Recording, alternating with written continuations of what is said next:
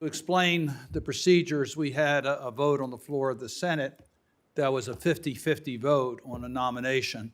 And obviously, the vice president was necessary to be in attendance to break the tie. Whenever we had the vice president in attendance, the Democrats win. So we were able to get that confirmation.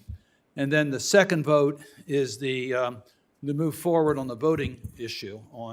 So it was two pretty consequential votes on the floor of the Senate. I noticed Senator Wicker was here at the appointed hour for our hearing to start and had not cast the second vote yet, so he's left to cast the second vote. As you know, he's the ranking Republican member and a strong supporter of the mission of the representative on the media freedom of the OSCE region. So he wanted me to express that, and he hopes that he'll be able to return. We're also joined by Senator Shaheen, and with that, we're going to get started. Let me just make a few opening comments, and then we'll get right to our witnesses. I'm very pleased to welcome Representative on Freedom of the Media, Teresa Ribeiro, who's here today to testify before the Commission on Security and Cooperation in Europe. I know I speak on behalf of all of our commissioners when I say how much we look forward to hearing your frank assessment of the state of media freedom and journalist safety within the OSCE region, as well as your specific goals and priorities. We also are looking forward to hearing the testimony from other expert witnesses. We have Robert Mahoney and Jamie Fly and Peter Pomerantsev, all are here to testify as well. Peter's here in person.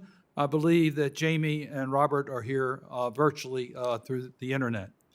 In my many years of involvement with the Helsinki Commission and the OSCE, I've always been a staunch advocate for media freedom and the safety of journalists, as it is their work that forms the bedrock of democratic process. Without access to credible, reliable, and factual information on the issues, policies, and politicians affecting their lives, citizens are unable to make informed decisions about their political reality.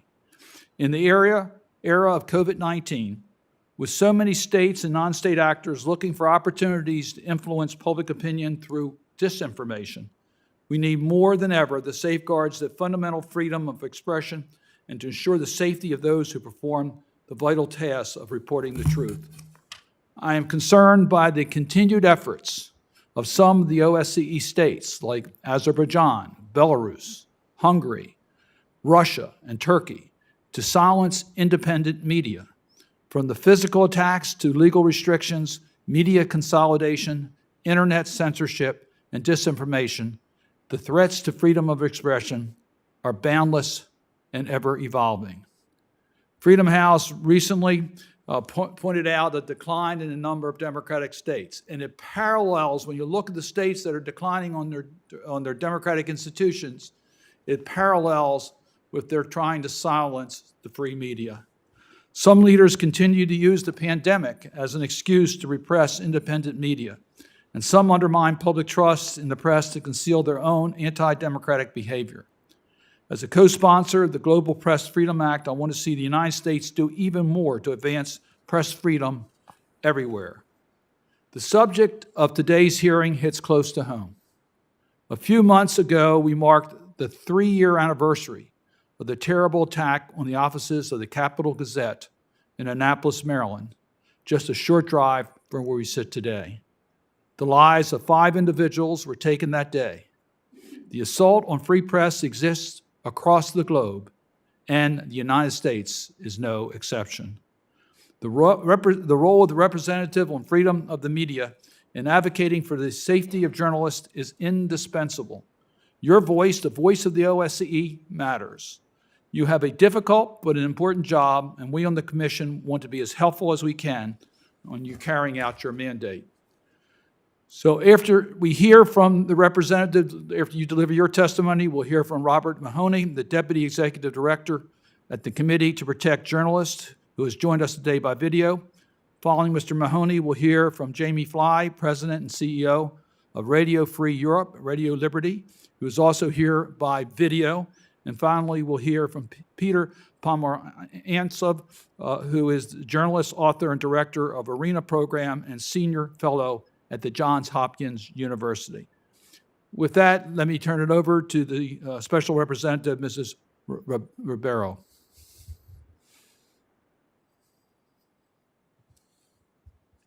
Thank you. Thank you very much for giving me the floor.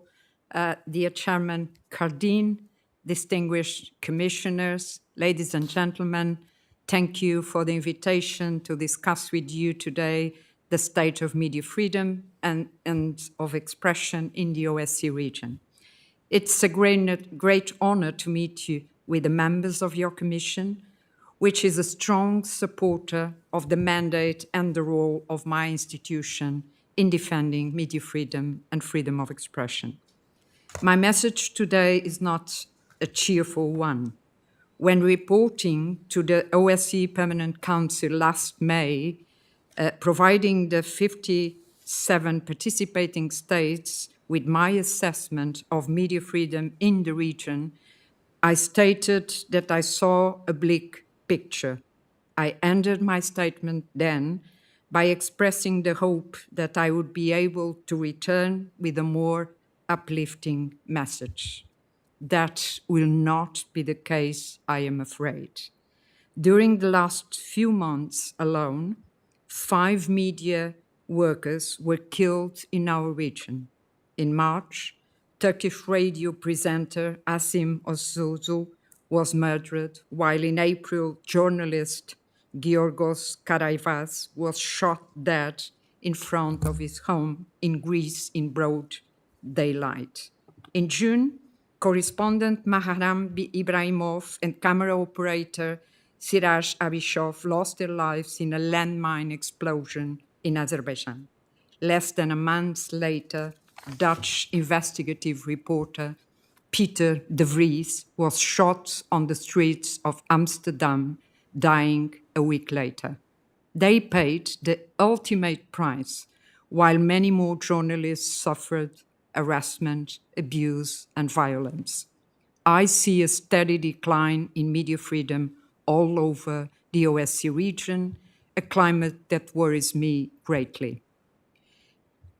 A climate in which many do no longer seem to understand what is at stake, in which many seem to fail to recall the fundamental idea that media is more than a provider of daily news, in which many seem to have forgotten, that free and independent media are one of the core pillars of our democracies.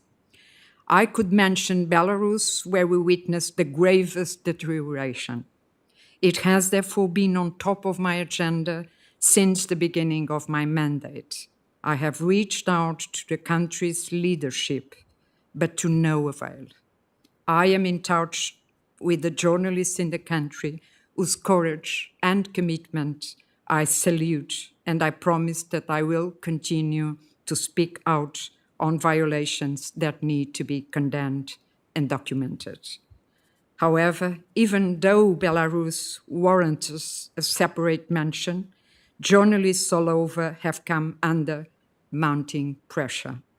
The recent awarding of the Nobel Peace Prize was a boost for 2 courageous journalists and a boost for all those defending our freedom of expression on a daily basis, but also a message that was badly needed to remind the world of the importance of this fundamental principle. It was yet another reminder that we live in a time in which accusing media outlets and individual journalists of publishing fake and biased news has become a second nature for some authorities and other vocal groups in society, a time in which a growing number of people consider it normal to harass, threaten, intimidate, and abuse media workers. Last year, my office published a special report on the issue of the safety of media during public gatherings. For all too often, law enforcement officers hinder and abuse journalists who are reporting on such events instead of protecting them. And all too often, the anger that drives people to the streets is directed at those media workers, accusing them of being biased and of belonging to the so-called corrupt mainstream media. Your country is no exception. I am afraid, with a press freedom tracker showing an increase from 39 records of such cases in 2019 to 421 in 2020. I do not need to remind you that the authorities have an obligation to protect the media and hold all the perpetrators to account. Police reforms and training are needed, with mutual understanding and trust between law enforcement and media workers as a long-term investment, as the OSCE can be an important place to collect and develop good practices. I will continue to work on this.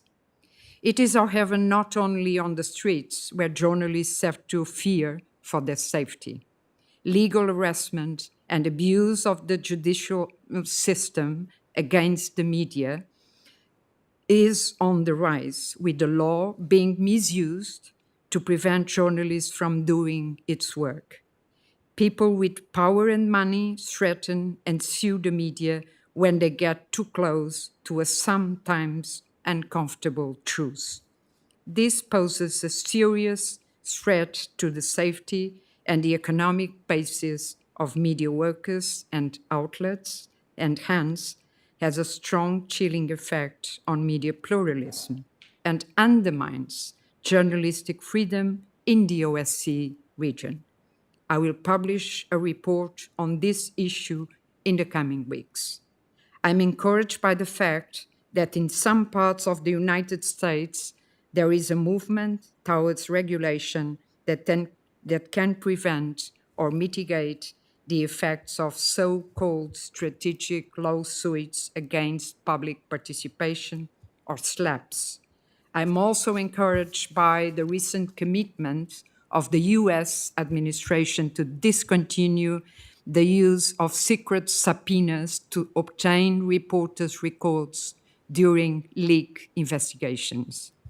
Aside from the streets and courtrooms, many media workers have to fear for their safety in their offices and homes when going on internet, an ever more important source of information for many journalists. On the one hand, internet has also become a place of daily abuse and intimidation. Women journalists, especially, face threats of rape, physical violence, and graphic imagery that show up in their inboxes and on their social media platforms as they go about their workday. Nearly 2 out of 3 women journalists have had the experience of being threatened or harassed online. Having published a special resource guide in an attempt to tackle this issue last year, me and my office are committed in our fight against this threat to media pluralism. Yet, there is more.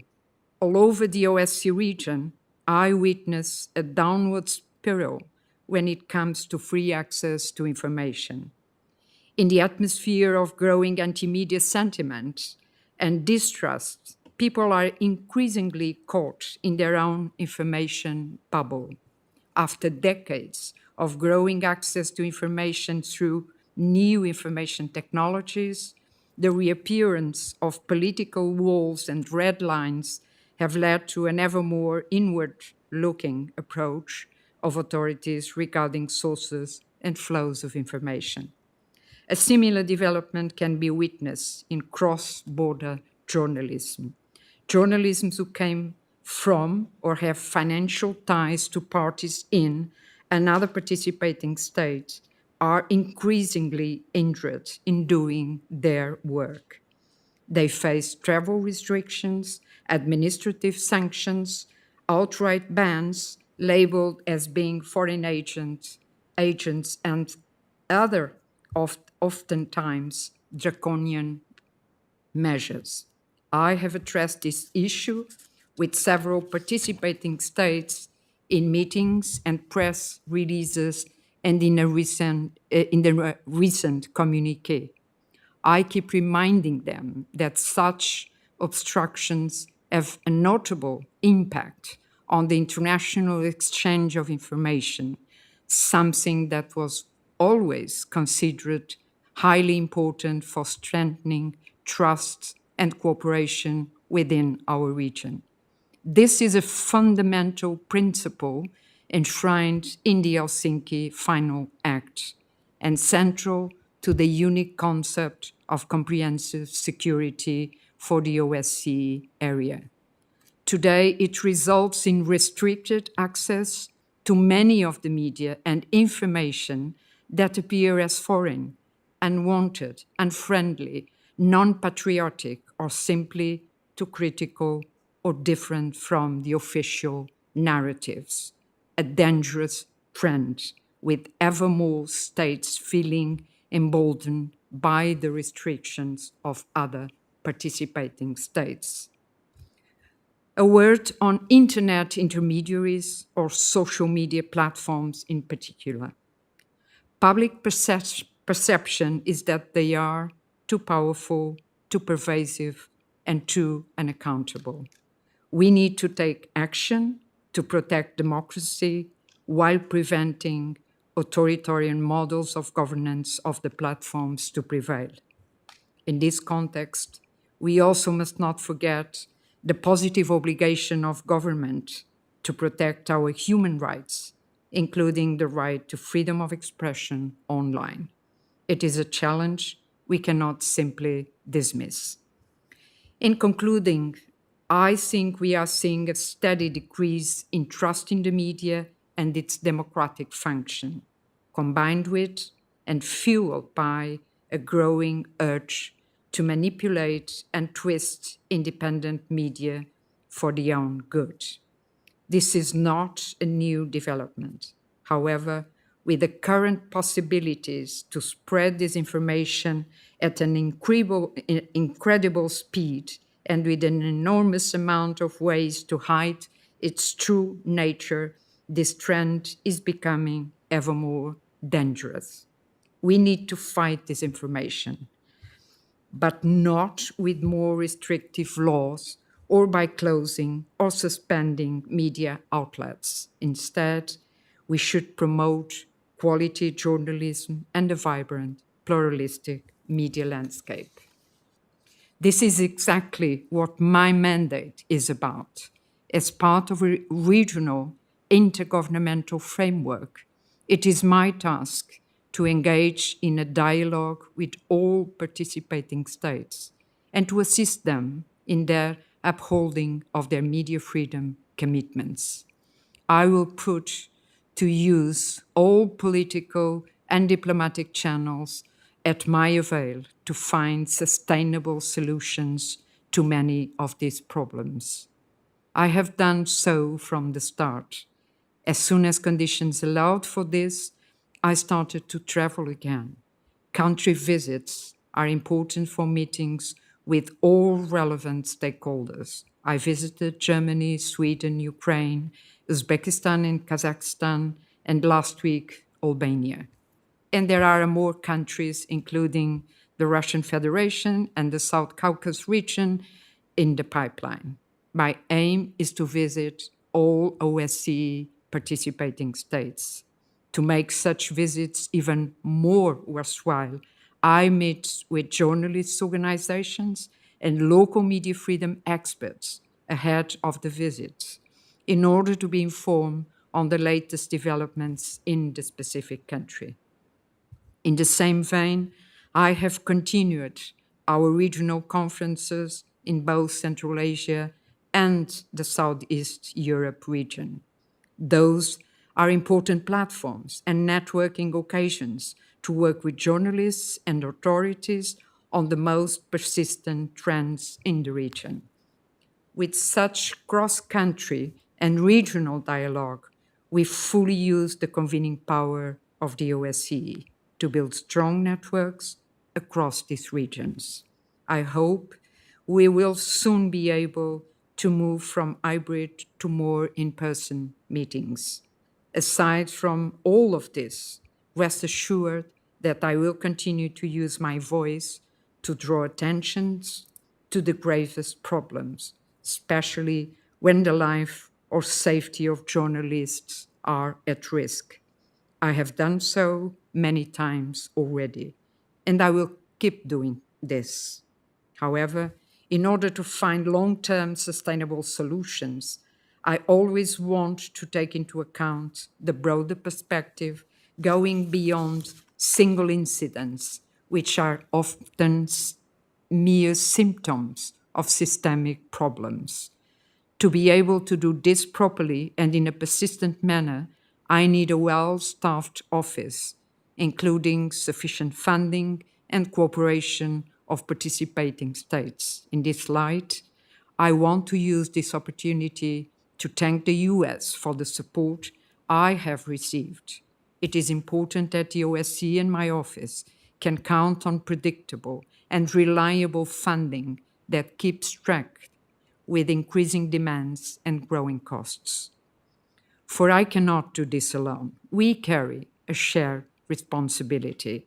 The US is one of the oldest strongholds of freedom of expression, with a vibrant media landscape and civil society. Your country has always been an important ally to protect media freedom worldwide. This includes the backing from cooperation with organizations like yours, the Helsinki Commission. In addition, I welcome very much recent signals of renewed commitment in media freedom and freedom of expression. The OSCE, with its comprehensive security approach, is an excellent place for finding solutions to protect rights while simultaneously providing more security. I am looking forward to continue this worthy endeavor. Thank you for your attention.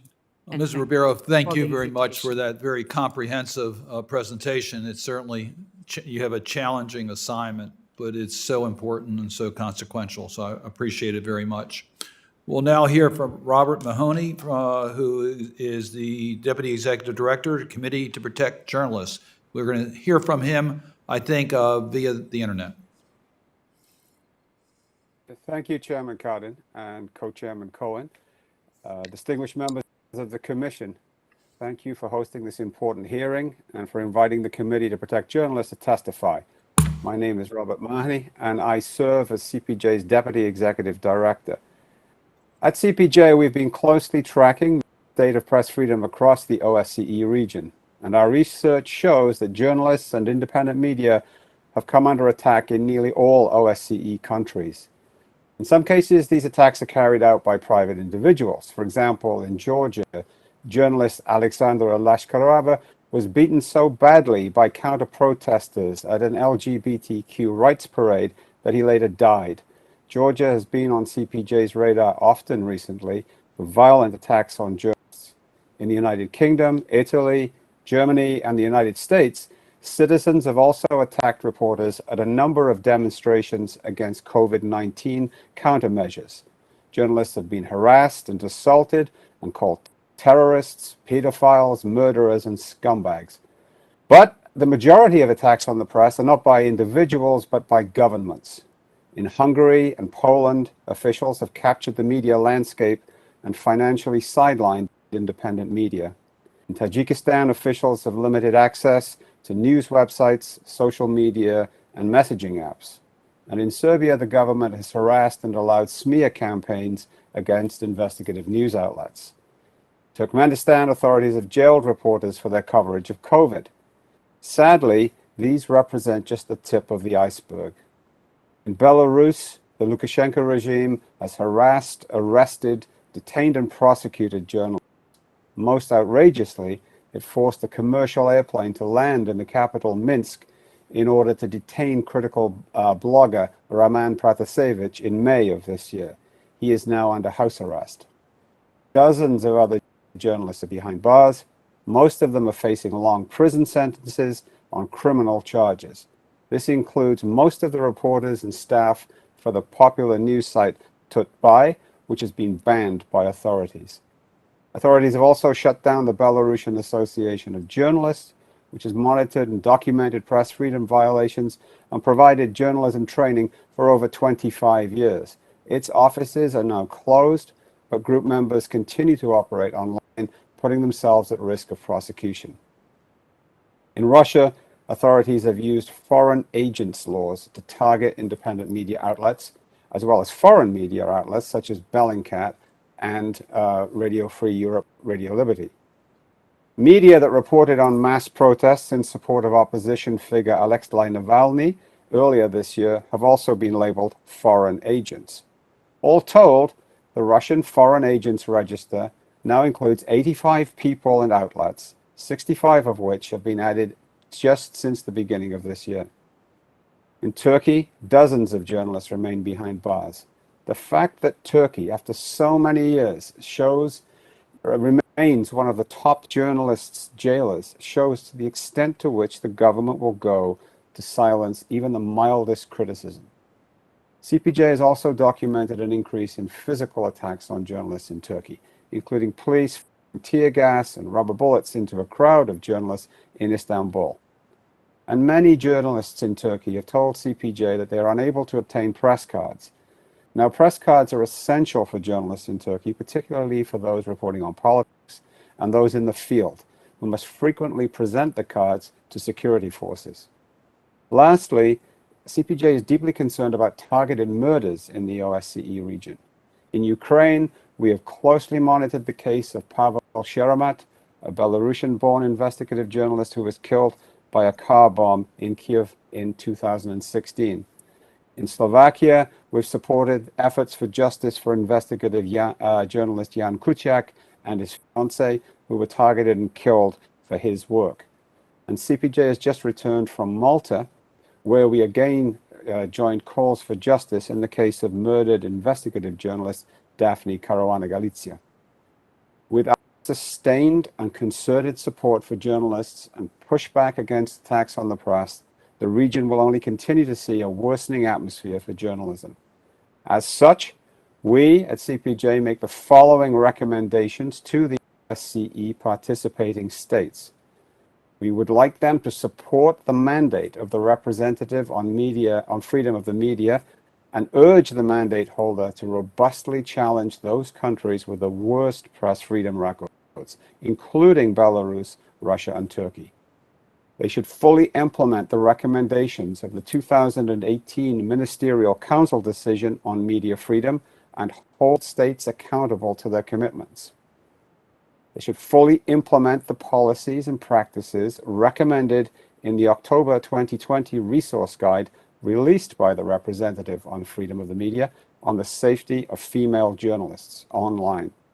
They should provide safe passage and asylum to journalists at risk of persecution in their home countries, and where possible, consider the use of targeted sanction systems to hold governments within the region accountable for their press freedom violations and records. Thank you, Mr. Chairman. I look forward to your questions. Well, Mr. Mahoney, first of all, thank you for your comments. It's clear that this is widespread challenges in the OSCE states. We will now hear from Jamie Fly from the Radio Free Europe, Radio Liberty, also via the internet. Thank you, Chairman Cardin, and thanks to you and Co-Chairman Cohen and Ranking Member Wicker for holding this hearing. And I also just want to acknowledge your personal and the Commission's consistent advocacy on behalf of journalists, which I deeply appreciate. I serve as President and CEO of Radio Free Europe, Radio Liberty, based here in Prague in the Czech Republic. We're funded by the U.S. Congress through an annual appropriation to the U.S. Agency for Global Media. And our mission is to provide news and information to 23 countries across Eurasia in 27 languages. And unfortunately, I can validate what we've just heard from my other two colleagues. This hearing comes at an incredibly critical moment across our coverage area, which largely mirrors the OSCE region. We see authoritarian leaders increasing their pressure on free media, upgrading and sharing their repressive tactics, and acting with impunity throughout. Even some democratically elected leaders, including here in Europe, where I'm currently sitting, are succumbing to the attraction of a media landscape without the independent checks and balances inherent in an impartial press. We at RFERL operate in places where freedom of the press does not exist, is under attack, or where independent media are struggling to find their place. And in our coverage area, that includes 18 of the participating states of the OSCE. We operate across all platforms, radio, TV, digital. We help counter disinformation and propaganda by providing what many people cannot get elsewhere: uncensored news, responsible discussion, and open debate. From Belarus to Central Asia, I've just observed a disturbing decline of media freedom across all of our media markets. Well aware of the potential power of news and information, authoritarian regimes are cracking down brutally, and they're targeting journalists often as their first action.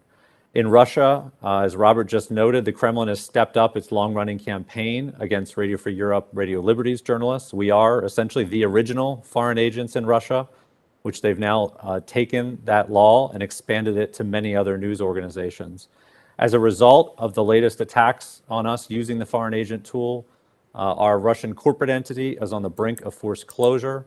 We currently owe roughly $4.4 million in unpaid fines, stemming from the ludicrous requirement that every single piece of content that we produce for the Russian audience, from tweets to social media to web articles, be labeled as the product of a foreign agent. And I should just note that although we receive our funding from the US Congress, our journalists are Russian citizens, Russian nationals working inside their own country. They are not Americans. The Kremlin has also started targeting individual journalists, as Robert noted. 8 of that broader list of more than 60 are RFERL journalists, and that requires them, once labeled, to face extensive registration and financial filing requirements. I believe the Kremlin's goals are clear. They're seeking absolute control of the information space in advance of the end of Vladimir Putin's current term in 2024. In Belarus, our bureau in Minsk was raided on July 16th as cameras from Russia Today followed Belarusian security forces as they destroyed our office and our equipment. Belarus is basically now one of the most dangerous places in the world to try to practice journalism. Since June of last year, our journalists have spent a total of 133 days in short-term detentions, and many have been forced to leave the country. In Afghanistan, which I know is just outside of the OSCE region, we now have a government running that country, which has threatened journalists for years. And I just want to flag that because half of our journalists who are based in Afghanistan remain in the country even after the collapse of the government. And we continue to call on the US government and other governments to prioritize the evacuation of journalists who wish to leave the country and the provision of international travel documents and safe passage to third countries. Meanwhile, beyond those cases, other governments, even when they're not shutting down bureaus, forcing journalists to relocate, are pursuing tactics that are no less subtle. Just in the last week, after some hard-hitting investigative reporting about official corruption in the run-up to their presidential election, which is this weekend, our Uzbek journalists, who are actually based here in Europe, and they have their website blocked and have constantly denied accreditations by the Uzbek government, they received online death threats, including quotes such as, quote, "Don't think that you can hide in Europe. I will cut your head if I catch you, and we need to burn you all," end quote. In the past year alone, we've lost a journalist in Afghanistan who was murdered in a targeted killing in November 2020. We've had 2 of our colleagues serve lengthy prison sentences, and they're still behind bars. Ihar Losik, who's been held in Belarusian detention for 16 months now. Vladislav Yesepenko, who's been detained since March in Russian-occupied Crimea by the FSB, and he testified in open court that he was tortured after being detained. So our journalists across our coverage area continue to face significant challenges. Despite these pressures, they get up every day, continue to report for their fellow citizens, and they, I believe, are up to this challenge of reporting the truth in what I would say often feels like the post-truth age. They do need more support, however, and we already appreciate the support we get from the Congress, but I think we can always appreciate more. They need advocates and pressure on governments when they are put behind bars or when they or their families receive that knock on the door in the middle of the night where they try to pressure them, try to get them to quit their work, or when, as our Uzbek colleagues just experienced last weekend, they receive disturbing threats online. They need greater financial support across a region that, despite this decline of media freedom, is at the same time experiencing a flood of funding into other media, which are not objective and not balanced, often funded by oligarchs connected to governments, and sometimes funded to external actors like the Russian government, the Chinese government, that are fueling this media spending and spread of conspiracy theories and disinformation. I'll just end by quoting one of our producers for our Russian language network, Current Time, who actually was displaced from Moscow due to the crackdown on our bureau there. And she now works from our bureau in Kyiv, Ukraine, Elizaveta Sorncheva. She was actually just designated as an individual foreign agent a few weeks ago on October 8th. During an interview with Current Time in response to this designation and this attempt to smear her work, her response was, quote, "I won't be silent," end quote. With your support, despite the threats, the closures, the harassment by authoritarians across the OSCE region, our journalists will not be silenced. Thank you for, again, for holding this timely hearing. I look forward to your questions. Well, Mr. Pai, first, thank you very much for your work and the work of Radio Free Europe. We talked a little bit earlier, and I was with your counterparts in Bulgaria recently, and the work that they're doing throughout Europe is extremely important to the United States, so we appreciate that. We'll now hear from Peter Pomerantsev, who is Director of the ARENA Program and Senior Fellow at Johns Hopkins University, located in Baltimore, Maryland. It's a wonderful city. Thank you very much for having me today. I'm speaking last after a powerful testimony. So I want to just zero in on one small issue, but which leads into a very big issue, I think. And that's really how some of the actual principles that we use to defend journalists are being used, are being weaponized to attack journalists. So we all know, in this room anyway, Article 19 of the Declaration of Human Rights. Probably most people here know it by heart. Everyone has the right to freedom of opinion and expression. This right includes freedom to seek, receive, and impart information through any medium. That's a premise that serves us well as we look for ways to help journalists across the world, kind of frames the issue as one of censorship versus freedom of speech.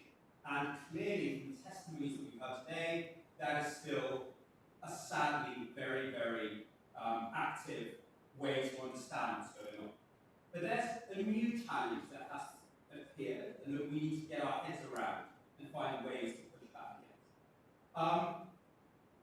There's a new breed of political activity, which is crushing media freedom, crushing journalists, crushing opposition voices, but not through censorship. Quite the opposite. They do it through opening the floodgates and flooding the zone with disinformation and noise throughout the world. As Teresa was saying, journalists come under attack not just from governments restricting the information space, something that we can at least conceptually argue against, but with attacks from troll farms, cyber militias, online mobs, who accuse journalists of being enemies of the people, of fake news, undermine their credibility, and often leading to threats to their safety. But here's the twist. When journalists complain of coming under attack, the reply from the government, or the spokespeople of the government, is very cynical, but it's very crafty. They say, cyber militias have freedom of expression too. This is what you Democrats always wanted. This is more information. We're not taking away your publication. Think of Maria Ressa in the Philippines, or Dmitry Muratov in Russia, the winners of the Nobel Prize. All, they're both victims of these sorts of attacks. And, you know, when governments say these things, it's very hard to answer back. You know? There's nothing inside the language of Article 19 that talks about disinformation, that talks about flooding, that talks about online mobs or cyber militias or troll farms. There's nothing there. There's just, you know, the right to impart and receive information. So we're faced with this very, very complicated situation where some people who want to support democracy have started asking for censorship. But that goes against the logic and the spirit, and at the end of the day goes against human rights legislation. Now, I think there is a way out, and I think we can actually use Article 19 in a way to push back against this new form of censorship. We just have to reinterpret and kind of breathe new life into it. The bit that's often forgotten in Article 19 is the right to receive information. We always focus on the expression, not the bit about receiving. And the problem with these troll factories, the cyber militias, is not so much the individual pieces of content they post. One person saying, you're fake news, you're an enemy of the people, isn't the problem. The problem is en masse coordinated campaign where it looks as if it's lots and lots of real people saying these things online, but actually it's all coordinated from one single controller at a PR company or a government agency. These sort of mass inauthentic campaigns actually take away our right to receive information about their origins, to understand how the information environment around us is shaped. So we can, I think, regulate against these sorts of campaigns by, sorry, I've been told to switch on my mic, but I think, okay, good.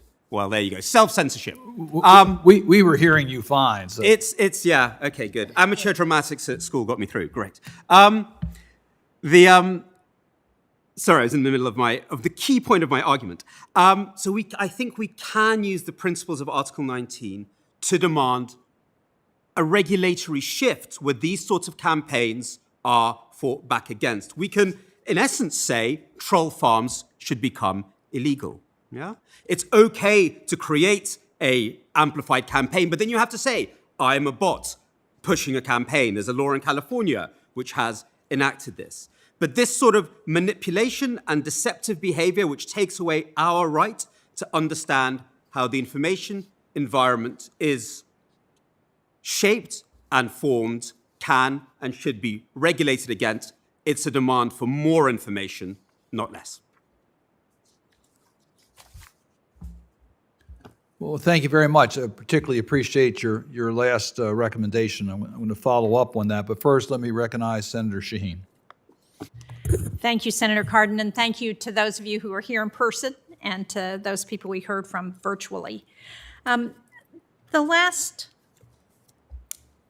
Helsinki Commission hearing we had talked about some of the challenges in Belarus, and one of the recommendations from one of the people testifying was that we should think about whether there are the heads of, in this case, we were talking about social media, of those social media companies, whether it be Facebook or whatever, who might be held accountable for some of the misinformation that's provided. Do any of you have a view about that and whether, in fact, that's one of the avenues we should consider pursuing?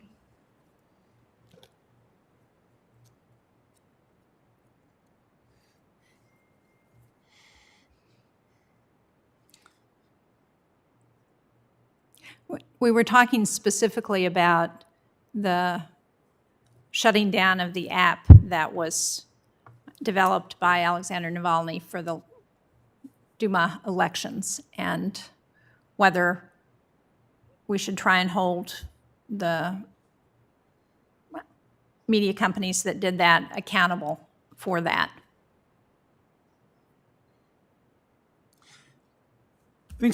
I can talk a little bit to it. I mean, look, the media companies, the social media companies, have publicly stated many times that they believe that human rights should be the kind of the core of their terms of reference and the rules under which they function. So, one should probably hold them, if those are the terms and conditions that they have for the use of their platforms, then I suppose one should be able to, as a user, say you've broken the terms and conditions under which I am using your product. I suppose the question is then, where do you go? Let's say I'm sitting in Russia or in Belarus, and my app has been taken down. What is the instance that I go to and where? And an important argument that I've seen put forward, which I don't think is unrealistic, is to really have sort of almost a bit like sort of institutions of online courts that you could go to that would adjudicate in these matters. So I suppose that would be sort of the right process to go through. There is obviously almost like a Strasbourg court that you could go to say, to adjudicate between what's the rules of your own country, which have just made your app illegal, and the rules on the platforms.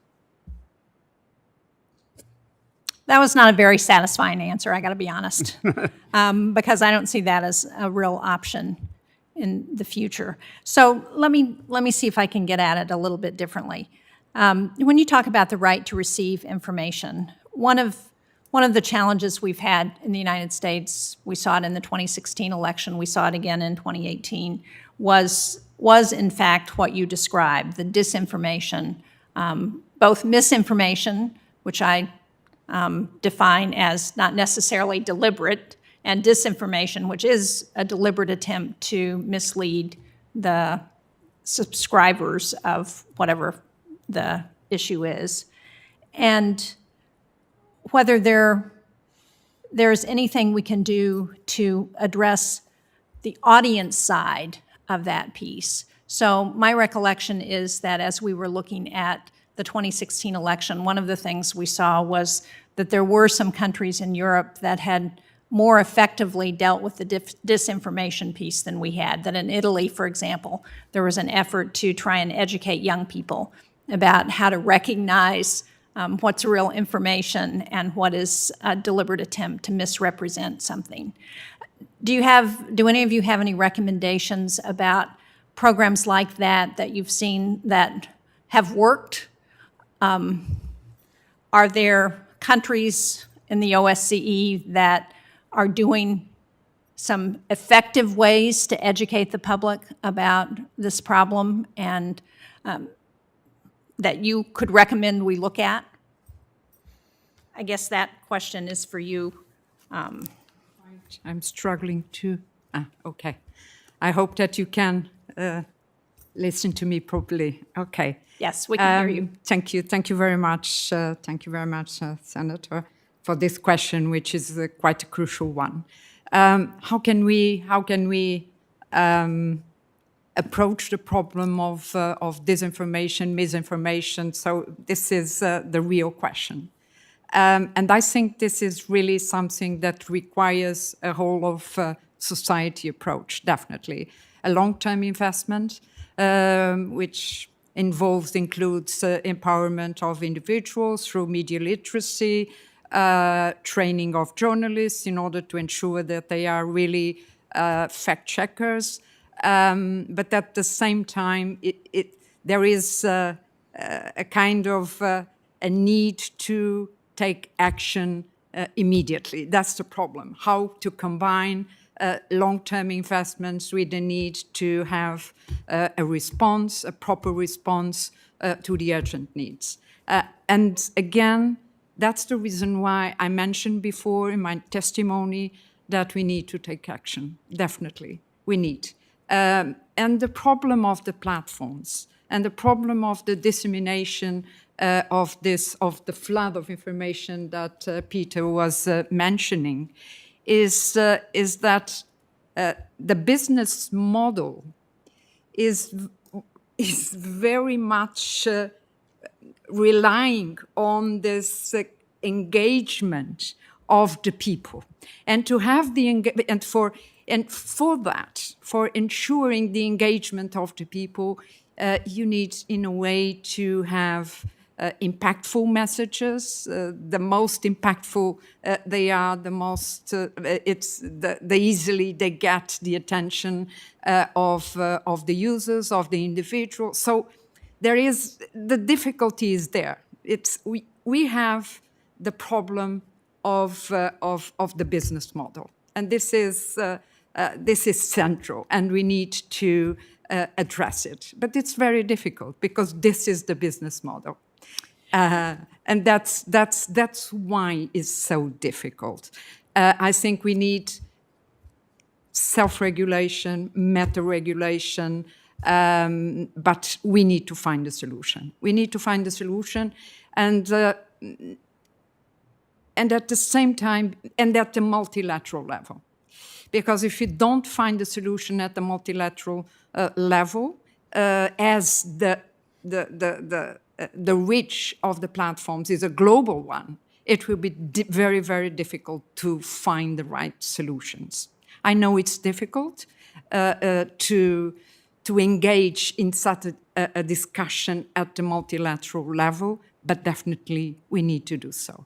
And at the same time, we need to have the other layers, the regional layer, the national layer, and the local layer.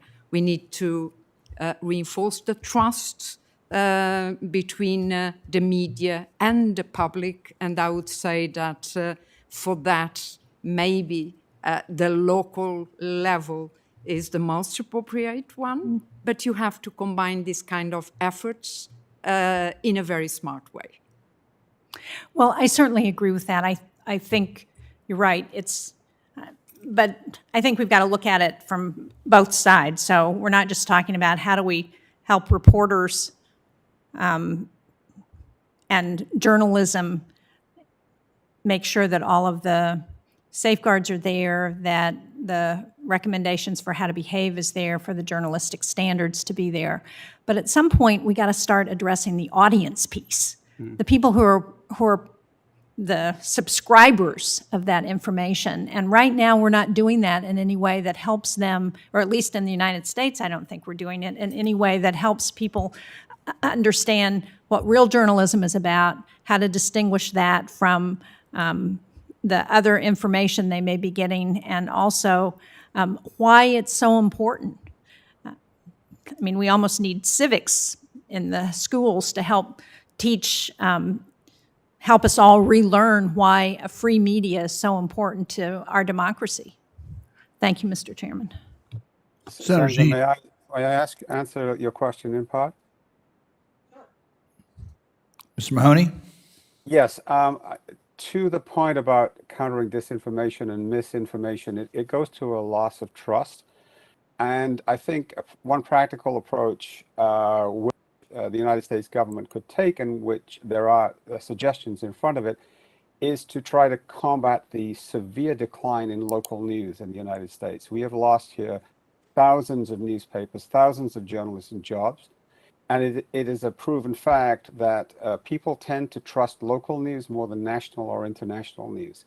And so many Americans are now living in news deserts where they are prey to the misinformation that is peddled on certain social media platforms, whose business model, as Mrs. Ribeiro mentioned, is gained on keeping them in front of screens and feeding them with stuff that will keep them their attention. So I would say Congress definitely look at providing tax credits to individuals who take out subscriptions annually to local news sources, where they would be able to offset some of the costs for those subscriptions. This isn't Congress funding individual media or straying into government funding the media, which I know a lot of us would be very opposed to. But there has to be some way that the U.S. government can reverse this desertification of local news in the United States. Well, I think that's a really important point. When we were trying to respond to COVID and the fallout from COVID over the last year, one of the things we looked at were the number of local media outlets that were going to be lost as the result of COVID, and tried to provide some funding to help them get through that period so they wouldn't be lost for all of the future. But yes, that's a very good point. Thank you.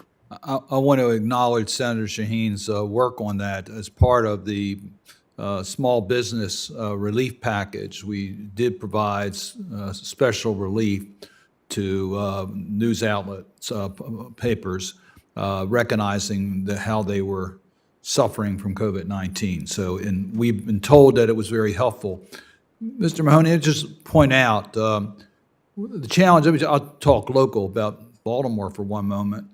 Our problem is that our major daily newspaper is owned by a hedge fund operator and has no interest in the local community.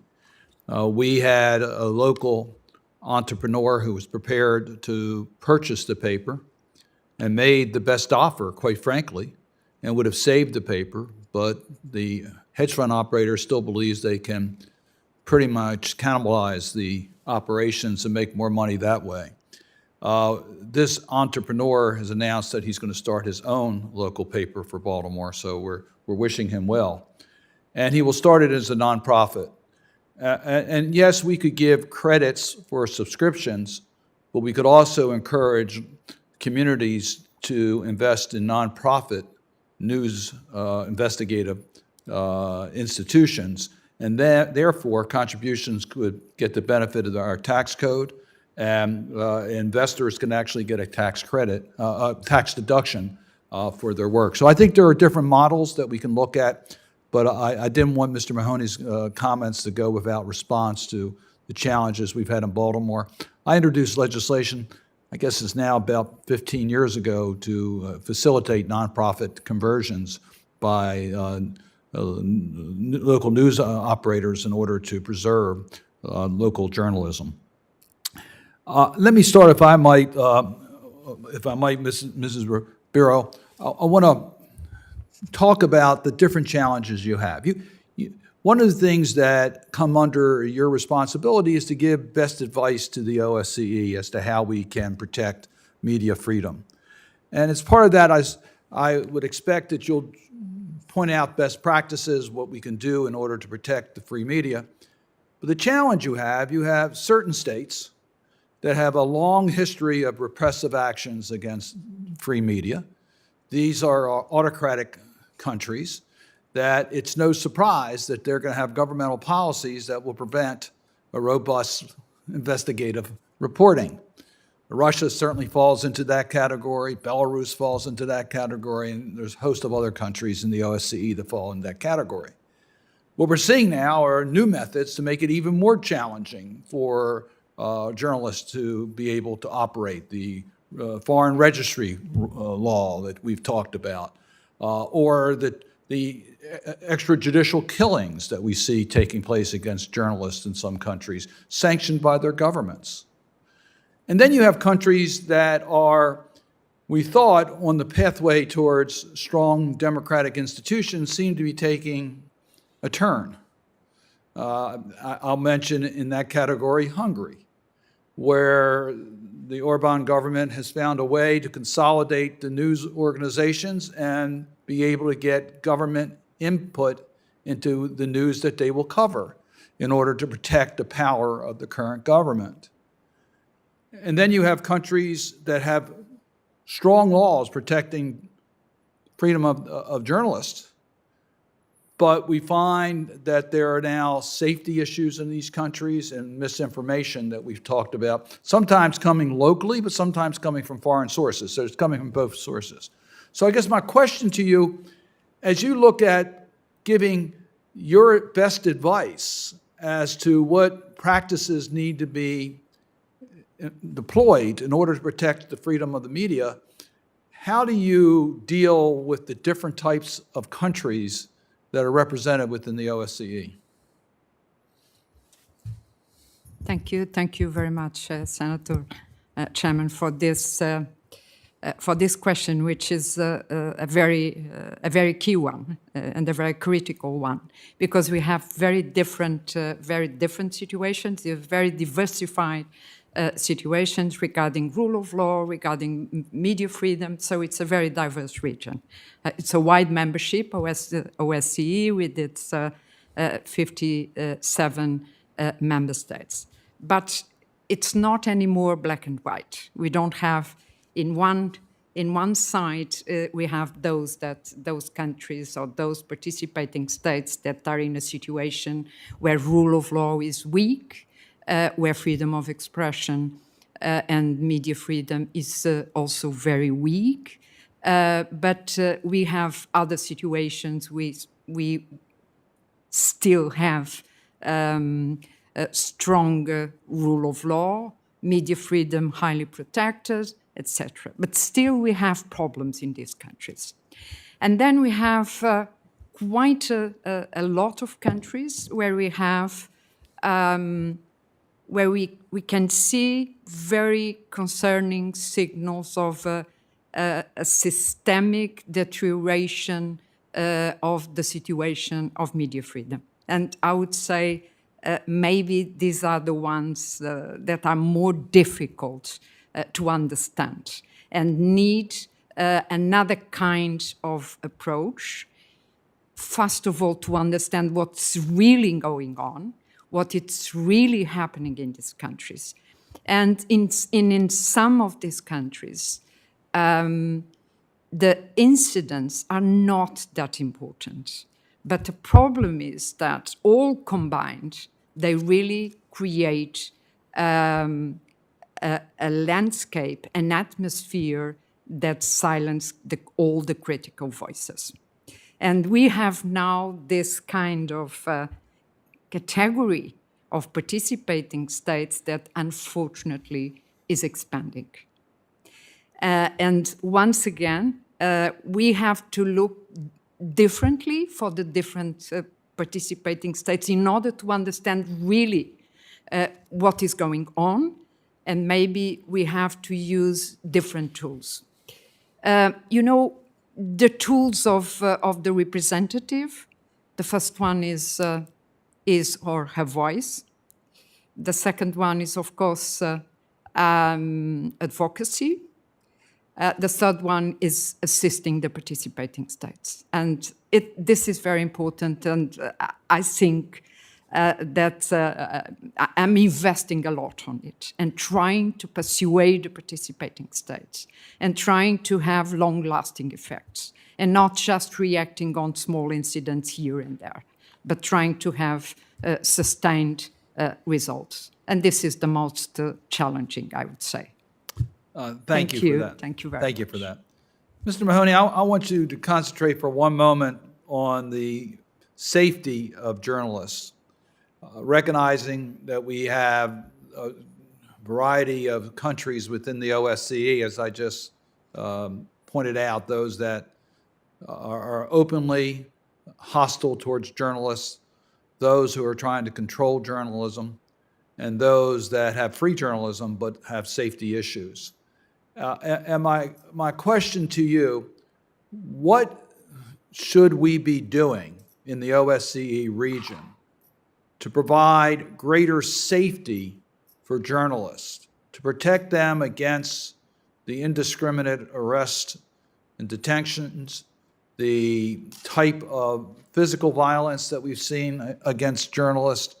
What would you recommend that we consider within the OSCE region to protect the safety of journalists?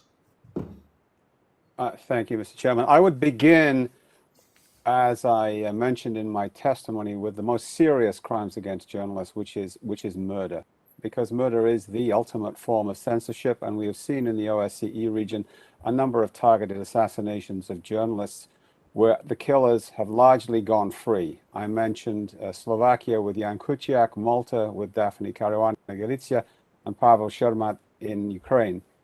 it is absolutely incumbent upon all members to bring pressure to bear on those member states to get their justice systems to work and to bring the killers of those journalists to justice. Impunity will only send a message that journalists' lives are cheap, and that those, whether it's criminal gangs or whether it's governments that want to silence criticism, can, for a few $1,000s, hire an assassin and get rid of the problem. If you don't deal with that, then you're not dealing with the very basic fundamental problems of being a journalist in that area. And I haven't even mentioned Russia, where there are still, 15 years later, Anna Politkovskaya's murderers, for example, going free. I would begin with that. The next thing, I think, is to bring pressure to bear on those governments that continue to throw journalists behind bars. And that's what we at the Committee to Protect Journalists do. We need to document what is happening to journalists and then to be rigorous in our advocacy for getting those journalists freed. We have had some success. Governments within the OSCE, which are favorable to freedom of expression and the freedom have helped us, and in particular the United States Congress has helped us bring attention to those countries that jail journalists. A lot of countries are very aware of their international reputation. They have diplomatic and commercial ties with countries, and they do not like being called out at every international conference they go to, every international connection that they have with the government, that they are jailing journalists. This has been effective off and on in Turkey, for example. So those are two very, very important areas where governments need to keep a constant spotlight on the record of their fellow OSCE members. Without that, nothing else will really be effective. And then thirdly, I would say that we have seen the gradual erosion of independent media through legislative and regulatory means, whether it's Russia with the foreign agents law, what was mentioned, or whether in a country like Hungary or in Poland, where the government is systematically capturing the media and shutting down independent steps. It's up to the OSCE and blocs like the EU to live its own standards and enforce its own procedures to stop that media capture. Those are just three areas, No. Mr. Chairman, which I think are crucial. Thank you for that. I agree. Impunity needs to be, we need to stand up against impunity. And quite frankly, the numbers are shocking, but they don't cause action. When we talk about how many are in jail or how many have been abused or how many have been killed, but when you put a face on it and you use examples of individuals, you can get much greater attention. So you have this offer that our commission is fully prepared to take information from you and to work with you to set up priorities of countries and individuals where we think we need to shock the conscience of the world to action. So recognize that we are fully prepared to do that. Our commission fully participates in lots of international meetings. And my request, though, is we need to be specific with individuals so we can tell their story rather than saying how many are happen to be in jail. That doesn't quite get the same impact when we talk about someone who was taken off the streets because they happened to put out an article that was critical of the government. So we'll follow up on those points, and I thank you for your comments, and I just want you to know this is a high priority for the Helsinki Commission. Mr. Fly, I want to give you a chance for Radio Free Europe. It's been around for a long time. You've done a lot of great things. I want you to concentrate on the OSCE region because that's what our responsibility is. We always are concerned as to whether we're using our resources appropriately for the challenges.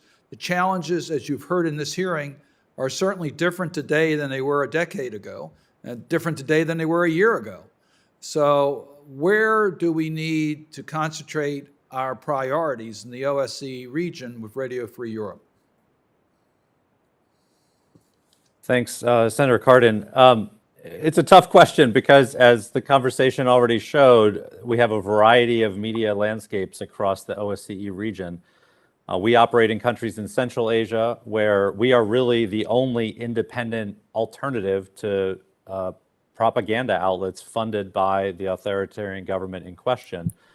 And the needs of that media market are fundamentally different than Hungary, where we also operate after relaunching our service a year ago.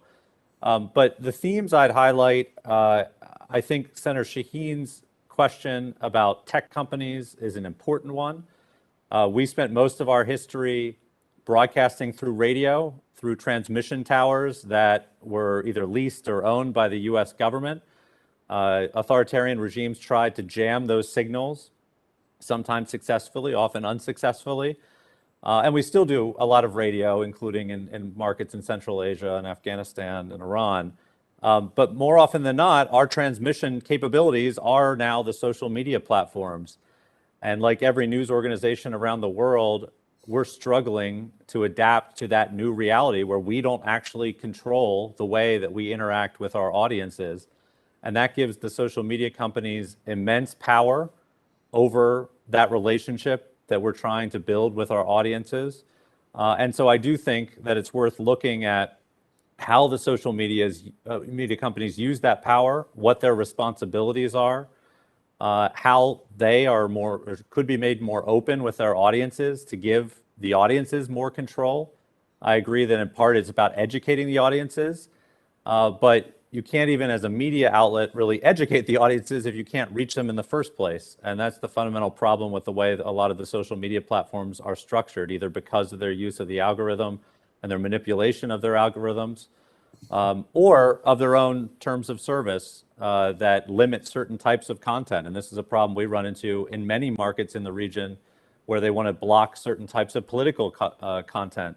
And almost anything that covers politics or society can be deemed as content that's too sensitive to be promoted on some social media platforms. We also see authoritarian regimes use the social media platforms and the terms of service against independent outlets like ours. We have complaints filed against us in Russia almost every week, accusing us of violating YouTube's terms of service or other social media platforms' terms of service in an attempt to shut us down. And so I think looking at those ways, both at the business model, but then also at the ways the platforms exercise their power are incredibly important. And then I'll finally just associate myself with Mr. Mahoney's comments about pressure on regimes, about the idea of targeted sanctions against those who attack journalists and imprison journalists. And then I'd also just highlight the need for more journalist assistance programs by governments. There are already some great programs funded by the US and European and other like-minded OSCE countries. But as many recent crises have shown, we need to provide safe haven and opportunities for journalists who cannot work safely in the countries that they are from. And far too often, it's difficult for them to get access to those safe havens outside of their home countries. And so more focus on that by like-minded countries, I think, would go a long way. Thank you for that. Mr. Pomerantsev, I saved the most challenging question for last. I was intrigued with your mention of the regulations of troll farms. We all understand that technology is a blessing and that social media presents incredible opportunities. And we do not want to impede upon technology and access to information. But we learned a lesson in our national elections that foreign powers, namely Russia, was attempting to interfere in our election through the use of social media and trolls. And that we have laws against foreign interference in our elections. We actually think it's equivalent to an attack on our country. And it threw us into action to learn more about the source of information coming to us through social media. So we recognize that we have to do something about identifying the source of social media. But it's tricky. And any law that we develop today will be 2 or 3 years behind the most recent technology. We just can't keep up with the most recent technology. So I want you to give us your best advice as to how we handle this challenge in a country like the United States of America, which we are blessed to have a constitutional protection on freedom of speech. So how do we balance the standard that we have of freedom of expression from preventing those who are misusing our system with misinformation without identifying source? How do we deal with that challenge without jeopardizing our constitutional protections? And that's the question that many of us have been wrestling with, and you framed it very, very accurately. I do think there's a way through. Let's just go back to the experience of a democratic citizen when they go online. Yeah, if I'm in a democracy, if I'm in a public square that's democratic, I should understand how the information environment around me is shaped. That's kind of a right that I should have. That is a right to information about information. I should understand why algorithms show me one thing and not another. I should understand why a piece of political content has been targeted at me, which of my personal data has been used to target me, whether my neighbor is seeing the opposite ad from the same political candidate, how much money they've spent, and so on and so forth. I should see when I look at a website, I don't need to always know the ultimate source. There are safety reasons why you don't know that. One has to sort of live in the real world, but I should know whether it's a real news site or 1,000 websites that have been created in one evening and shot out by a PR company somewhere. I should know that if I want to be in a democratic information environment. We can't have a public square in this kind of funhouse mirror distortion we live in. And listen, that is a democratic demand. It's a bipartisan demand. And this is the demand that the Chinese and the Russians and the Erdogans do not want. They do not want their own people knowing how they game their domestic algorithms. They don't want their own people understanding how they use, coordinated, inauthentic behavior to distort their, it's not even a public square, their disinformation environments. So I am not talking about regulating content. We're talking about regulating types of behavior. We're talking about a more transparent architecture. I'm getting a little bit hungry at this time, so I'm thinking of it like a restaurant. In modern restaurants, you can see the kitchen. It would be kind of weird going to restaurants where they just bring you your food and don't tell you what's there. So we should have that kind of 20/20 vision about how our information environment is shaped. I don't think we should or can go down the path of trying to regulate pieces of content. That's not something we can or should do. So there is a way through. I think democracies can reach consensus over it. And that will become a new marker of the difference between a democratic public space and a non-democratic one. Well, thank you for that. I think you've oversimplified the problem a little bit, but I accept your definition about it. The restaurant example is a good example, but we'll see. It's a little bit more complicated with our constitutional protections, even with identity. So it's not as simple. But I agree with we'll never want to control content. We want to know where the source is. I agree with you on which. Just very quickly, I think anonymity is a right. I think a person has the right to wear a mask to a party for safety reasons, for many, many, many reasons. We're not talking about individual anonymity. I think that's a complete red herring. We're talking about when, we're not talking about one person being anonymous online. We're talking about, 1,000 fake accounts pretending to be one person. We're talking about that sort of fundamental distortion of our reality. So I am all for the right to anonymity. I think that needs to be protected. That can be unpleasant for obvious reasons, but I think that is a fundamental right. We have been joined by not only the Republican leader on the Helsinki Commission, but also the senior vice president of the Parliamentary Assembly of the OSCE, in Senator Wicker. Well, thank you, Senator Cardin. And I was just going to comment that if he's good at oversimplification, perhaps he should run for Congress. Because, we're bad about taking out commercials saying it's just a simple solution. All you need to do is X, Y, and Z. Let me make 3 or 4 paragraphs in the form of an opening statement, and then maybe ask a question. But this is very important hearing. I was here first. I want you to know.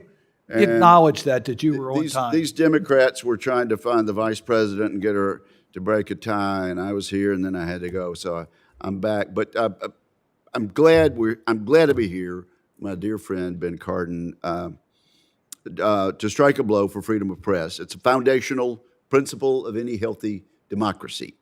And unfortunately, journalists around the world are regularly attacked, intimidated, jailed, and even killed for simply putting out the truth. According to statistics from Reporters Without Borders, as many as 358 journalists are currently in prison worldwide, 358, and 29 journalists and media workers have been killed this year.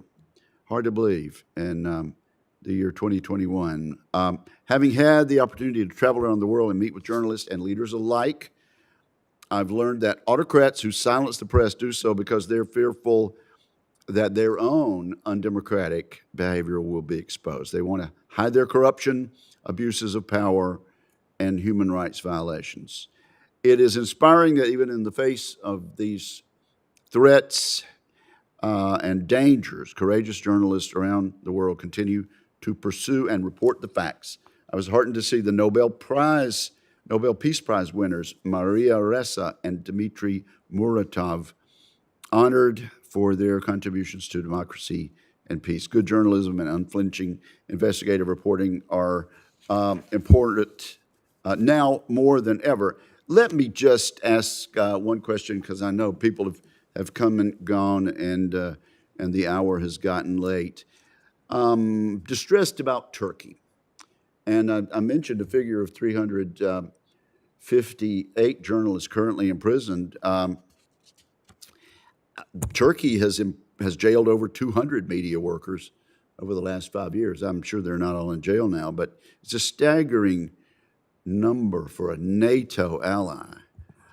Turkey's seen a precipitous decline in media freedom over the last few years. It's one of the worst jailers of journalists in the world. Staggering to think that these numbers apply to a country that, through many international covenants, took upon itself to protect freedom of speech and of the press. Is there hope for improvement? What are the trends that our witnesses are seeing with regard to our NATO ally of Turkey?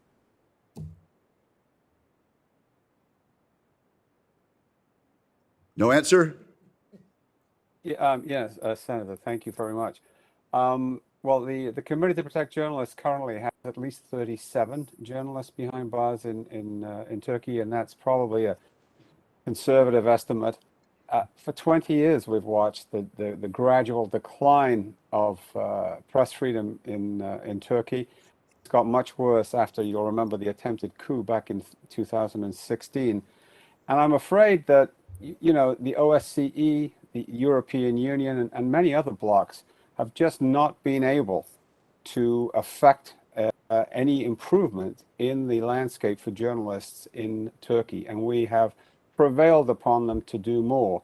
But President Erdogan seems to be able to lord it over the media landscape. There is very little criticism of him or of his regime.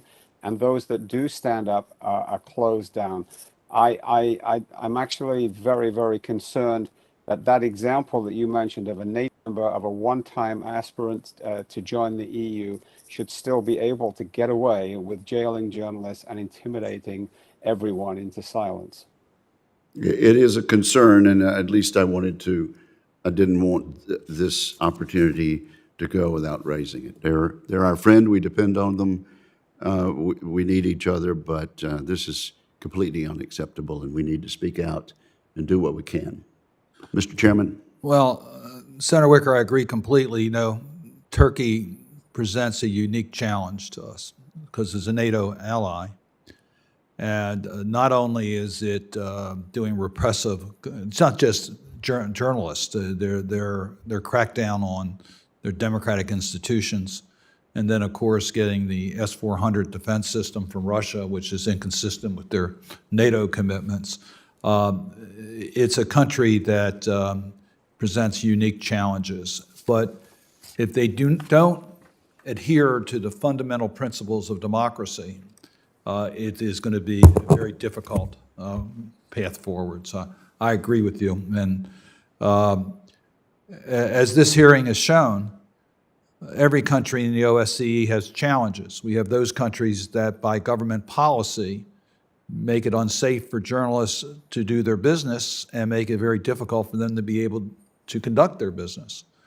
We have other countries that are trying to control the media, as we saw by the actions that in Hungary, where they were consolidating the news under Mr. Orban's control.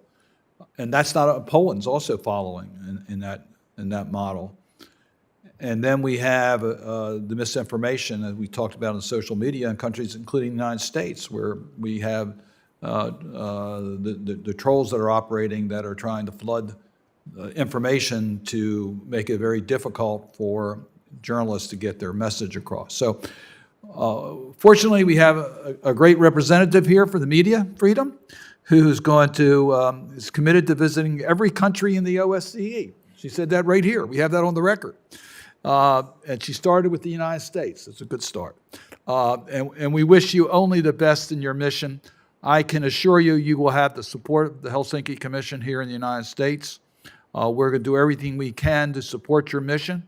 And as I've said to our other witnesses, this commission stands ready to work with you on protecting individual journalists, as well as putting a spotlight on those leaders of countries that are violating their commitment for freedom of the media. So we are prepared to take action in this commission. And I can assure you it will be, our commission always operates in a strong, unified way. So under Senator Wicker and myself, we are going to be working together in a unified front to promote the values of the OSCE. We believe in it. And part of that is the safety and freedom of the media. With that, if there's no further comments or business, the commission will stand adjourned with our thanks to all four of our witnesses.